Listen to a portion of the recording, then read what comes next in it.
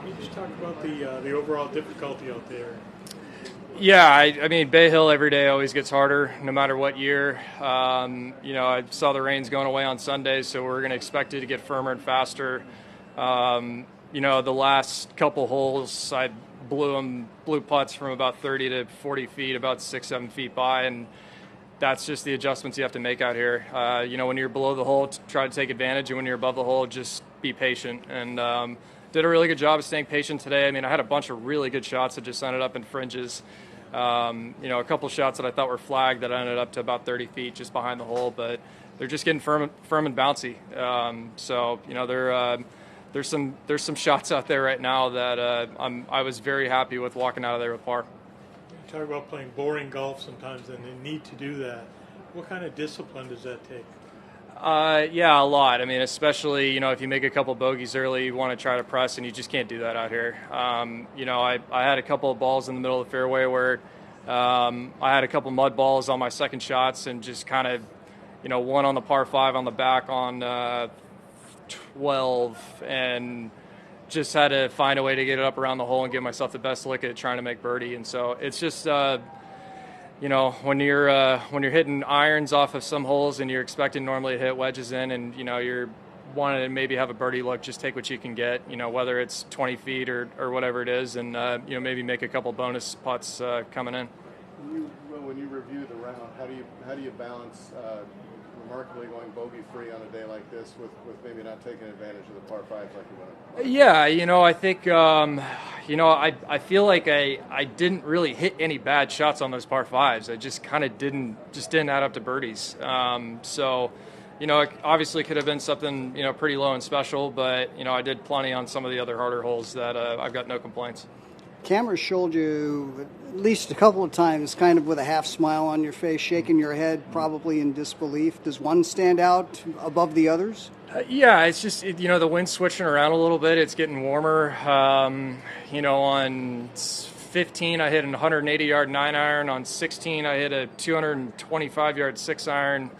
And then on 18, I think I hit a kind of like a sawed-off wedge, like 160. And it's just, all of those were in different directions, but the wind's just kind of varying, off the side. So, and I think that kind of goes to the boring golf side, is I'm just picking some very conservative targets, and the ones that happen to get pushed over to the hole, you just take them. What do you love about this kind of golf? Assuming you do. Yeah, no, I do. I mean, they're long weeks for sure, but I think the patience aspect of it. I've always been known for my ball striking, which obviously helps when you're playing a really tough golf course. Just hit to 30 feet all day, try to maybe get a couple that get in there closer, maybe make a bonus putt or something like that, and try to take advantage of the par 5s. You're going to make mistakes. That's just the reality of a hard golf course like this. So if you make bogeys, don't try to press. When you go out for your weekend rounds, what's the mindset? You can't fire at flags all the time, as we've been talking about, so how do you go about the task? Yeah, I mean, I've had years here where I've shot 150 on the weekend and I've moved up. So it's just staying patient. It's a grind. I mean, a lot of times on, regular tour events, you maybe have 4 or 5 birdie holes, and really out here, it's just the par 5s. And, with the pins tucked on some holes, if you happen to push one or pull one over towards where the flag is, you just take it when you get it.